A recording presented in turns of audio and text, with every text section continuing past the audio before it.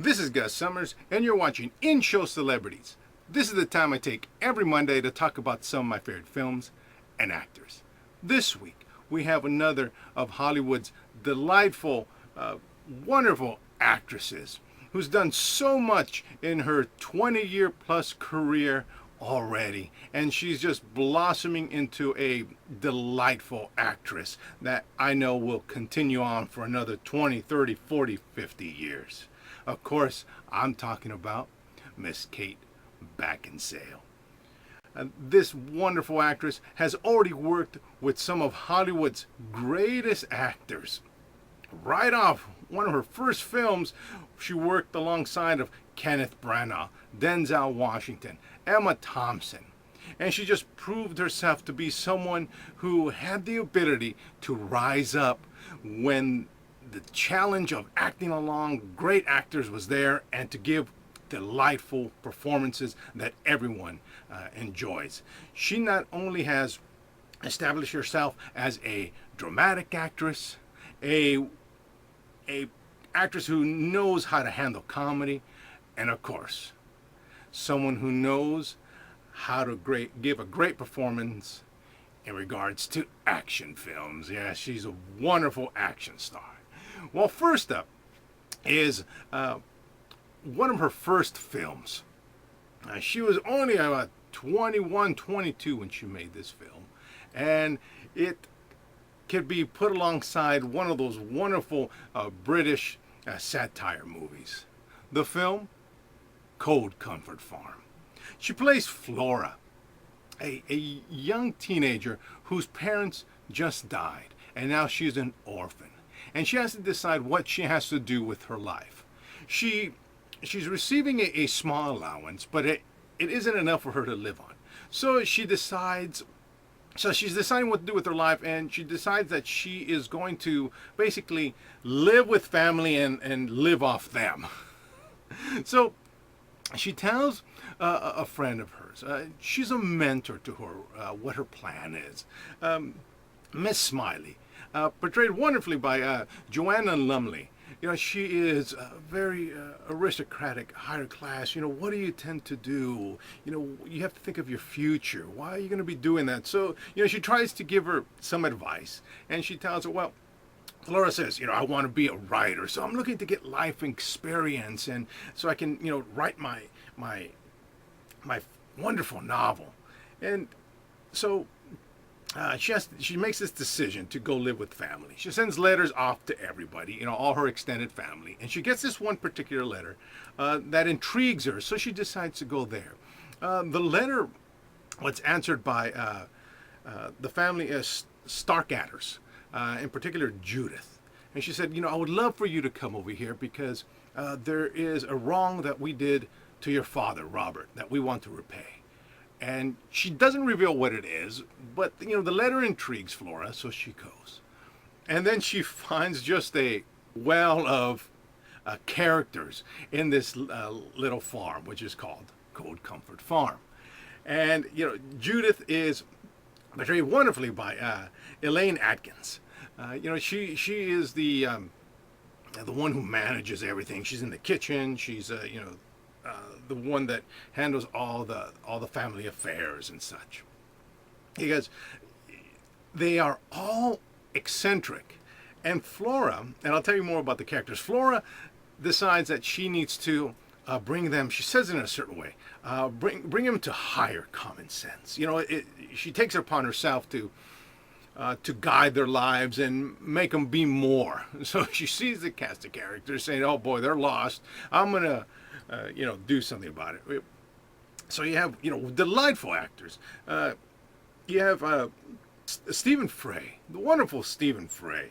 He plays my bug. But at Cold Comfort Farm, you have, of course, Mr. Ian McCallum. He plays Amos. You know, he is very, you know, British in the way he speaks. You know, he is very gruff, and, you know, he works at the farm, and he's also a preacher, like a traveling preacher. He's the preacher from the Church of the Quivers.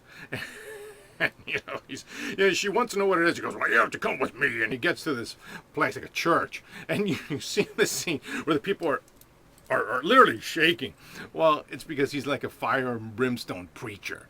You must repent. You have to pay for your sin. Jesus Christ, paid for your sins. He was crucified for you, so you must repent or you will go to hell and burn. The people are quivering out there. So that's why it's called the Church of the Quivers. He's one character. Another one is, a cousin. The son of the family, Seth. He's played wonderfully by Rufus Sewell. He's young, he's handsome, he's strong. All the young ladies love him around town, and of course he finds it his duty to he must love all the women because all the women love him. So so he's around the town. He's a big philanderer, right? And she sees that of course everyone has their idiosyncrasies, their own manner, and she feels like again that she needs to rise them up to a higher consciousness, higher common sense. But and all of this, all the entire family is loaded over by their aunt, Auntie Doom. Of all names, Doom, right? Yeah, Sheila Burrell plays Auntie Doom. She's I've seen something when I was a child, and if things go crazy, I'll die. That's her whole premise. Anyways, so she's getting information for her novel. She's trying to help everyone, and things work out in a particular way. I don't want to reveal the ending, but it's a delightful film. It's British satire, and it's a film that you can actually look at also much deeper. As a psychological study. Here is a young girl who, I don't know what you want to call it, a god complex, who has no control over her own life. Her parents are taken away. She has no real means of supporting herself. So she makes decisions to gain control of her life, to gain control of someone else's life, and to bring them up to a certain station. But anyways, that's taking it a little deeper, which you can do with the film. But anyways, wonderful film, Cold Comfort Farm. Next film, of course, how can I talk about Kate Beckinsale without talking about Underworld? Yes, that gothic vampire werewolf film that, just prove that, she can handle action films. Celine, she's a death dealer, which means that she hunts werewolves. And the story is that the werewolves and vampires, they're old stories that they've been at war together. But basically, it's in this particular story, she finds that the werewolves have had a plan in place to eliminate all the vampires, and it's taken them basically like 600 years to develop this plan and be ready for it. And one night when she is following these werewolves, she notices that they were following a human, and she saves a human because she noticed that again, like they were trying to kill him. And then she begins to investigate. She goes back, to her lair. I forget what they call it. The coven. The coven. She goes back to the coven and tries to explain it to the leader of the coven. His name is Craven, portrayed by Shane Broley. He tells her, you're crazy. There is no plan. They're not trying to kill us. She goes, well, look at these bullets that they are shooting us with, and it's like liquid light, basically. So shoots them, and it kills them quicker. And she says, and they're after this person. He's basically, no, you're crazy. Nothing's going on. So, but she continues to investigate, and as the story unfolds, you see the flip side. What's wonderful about the movie is that you see both sides of what's going on. You see her suspicions, and then when it cuts to the werewolves in their lair, you can see that they're developing bullets, and you can see that they're trying to develop this particular serum that will make them stronger. They're trying to evolve and what have you, become a dominant species and kill the vampires. So you see, like I said, both sides of it, and you see how the story unfolds and how her character is being, intertwined between the two. And then she realizes that Michael, he's the human Michael. He's portrayed by Scott Speedman. He's a young doctor. He doesn't know what's going on. First, he's attacked by a werewolf. He's saved by this gal, and so he's confused. And then she reveals to him, well, what happened, and the war between vampires and werewolves. So without giving too much away, which I don't know, might have already, you see her realizing that things aren't as they seem. For 600 years, there've been this major war between the vampires. And now, at this particular time, it's a changing of the guard, basically. Every so many, I don't know how many decades or a century or so, the main vampires, the ones who are in charge, there's three. There's Anita, Marcus, and Victor. And they rotate leading the coven. And so right now, Anita is coming in the next few days to awaken Marcus, because they're in hibernation. To awaken Marcus, it's going to be his turn to lead for, I don't know, 100 years or what have you. And then the next one comes. While she decides that so much is going on, she's finding out bits and pieces about Craven, about the werewolves. Someone's supposed to be dead, and he should have killed him, and this isn't making sense. I'm seeing this, so there's things that aren't making sense. So what she decides to do, and this is where I'll stop, is that she decides to awaken out of order one of the lead vampires. And the reason I have to mention him is because he's a wonderful actor. His name in the movie is Victor. He's one of the main vampires, and it's Bill Nighy. He's one of those great actors that can do anything: comedy, drama, even science fiction. So.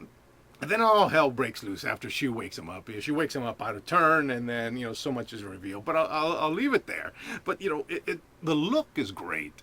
The gothic look. She does wonderful in the action genre. I think she's one of those rare actresses that can really pull it off, and it's such a high degree. It's not just a modern cops and robbers shoot 'em up. It is a large action drama film. Great film. As I mentioned, I love the storyline where she is thinking about everything, and you're seeing it on the other side. Great aspect. Great film. Last film. It's another action film, and the reason I have to point it out, is anyone who's talked to me about films, I end up talking about. It's one of the films I end up talking about because when it first came out, I was like, okay, I see the actors. I really don't want to see it because I've seen the original. It's a reboot, and I said, well, I'll wait. So I ended up waiting and watching it on television, and I was like, oh, great film. I like the film. The movie, Total Recall.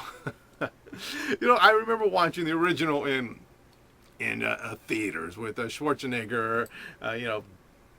Being a guy who didn't know who he was, discovering who he was. He had to go to Mars and so on and so forth. And when I learned a little bit about it, that it was loosely based on it, I'm thinking, I can wait. And I would love to have seen it in the theater to get the full view of it. But nevertheless, great film. She co-stars with two other actors. She co-stars with Colin Farrell and Jessica Biel. She plays Lori Quaid, who is married to Colin Farrell's Doug Quaid. The story revolves around Doug Quaid not realizing who he is, and then suddenly going someplace and recovering some of his memory. What happens is that it's in the future, and you have the world's pretty much has destroyed itself. And there's only two places. One is in Britain, known as the United Federation of Britain, and the other one is the colony, which is Australia. And so they have to transport through this big tube train to get from one place to another, because those are the only safe places. Well, you have this resistance that's in the colony that's they're trying to fight against the UFB, because they're trying to, keep them down. It's basically, it's a labor state, so they don't want anything to do with them. But they know that there's something going on that the UFB is trying to do with the colony. So Doug Quaid is just he's just a worker. He's married, lives in the colony, goes back and forth between UFB, and then he sees this commercial about what's called recall, where you can get memory implants into your mind, and you become a secret agent or a superhero or what have you. So he goes, as many of us know the story. They see that he already has a memory cap. They think this is a trap because it's illegal, and as they try to take him off all the devices. The military comes. He ends up killing all the military. Goes home, and you see Lori, Kate Beckinsale, sitting on the phone talking to somebody, saying, "Okay, I see." And she's watching the news. And he comes in and he says, Lori, something's happened. And she goes, "What is it?" What I love is she plays very, nice, very calming. And she speaks with an American accent. And she's like, "What is it, Doug?" And he says, I did all this. I killed him." She's like, You killed everybody?" "I did." Suddenly he tries to explain to her. And she says, "Oh, it's okay. And then she tries to kill him. And he's like, "What are you doing?" In the fight scene, she's kicking him. Great fight scenes. And then that's when she reveals that she's actually a UFB agent, and she's only assigned to him to keep an eye on him. He goes, they must really want to keep you alive to go through all this trouble. Cohagen is like the prime minister of the UFB. Again, another great actor, Mr. Bryan Cranston. She says, he must really want to keep you alive because he's gone, through all this trouble. And so they have a fight scene, and he takes off running, and she's chasing him. One thing what I liked about the movie, it's like the next 40 minutes, it's nothing but action. Nothing about her chasing him from the colony to the UFB, shooting at him. He's running through the cities there in Australia. But one of the things I really liked about it is the visual. You see him jumping, from what it is they're modern apartment complexes, the entire city, and it gives you a great feel for what they're trying to portray, what it feels like in the future. And the same thing happens when he makes it to the UFB, to Britain. They're fighting in these elevators, and you're getting a sense of what the world is like. The chase. They're being chased. So anyway, so she's chasing him. He gets from Australia to the UFB. He's in the airport. There's little scenes that come in from the other one, and he finally escapes. They're in these hover type cars, and he gets saved by Jessica Biel. She plays Melina, his old partner in arms and everything in the resistance. And now they're chasing, they're being chased by Kate Beckinsale and the police. They have these robot cars, they have these robots driving the cars, and a great scene. But what I liked about it, literally, it's like 40 minutes and nothing but action, and great. And they look great because Kate Beckinsale can fight. Jessica Biel, a great match. There's a scene in the elevator where they're fighting. Great matchup between the two. Ultimately, what Jessica Biel is trying to do is get Doug Quaid to Matthias. Matthias is the leader of the resistance, and Matthias, again, Mr. Bill Nye. Again, another great actor. I just had to get to that point to tell you the actor. But as I told everybody, when I watched it, I was like, it's a great film. What I try to do as someone who loves films is take the film as it is, just the film itself. All right, let me give it a shot, and I'm going to watch it just for the film. And 9 times out of 10, I end up really liking the film, like in this case. And I always tell everyone, well, what they should have done is, instead of calling it Total Recall, they should have just called it Recall.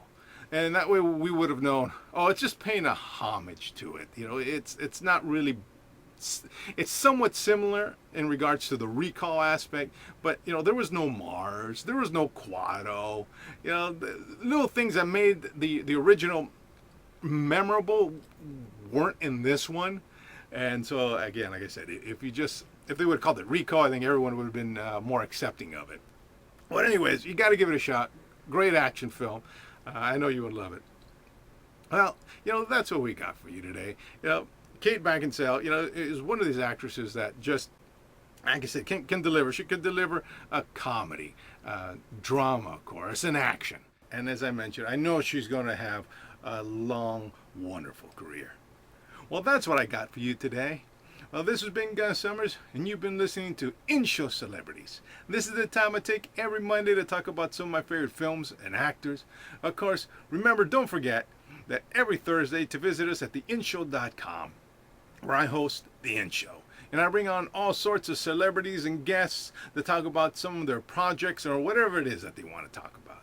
Of course, look for us on Facebook, Twitter, YouTube, LinkedIn, Pinterest, Flickr, Instagram, all those great social media sites. And as always, ladies and gentlemen, Gus has left the building.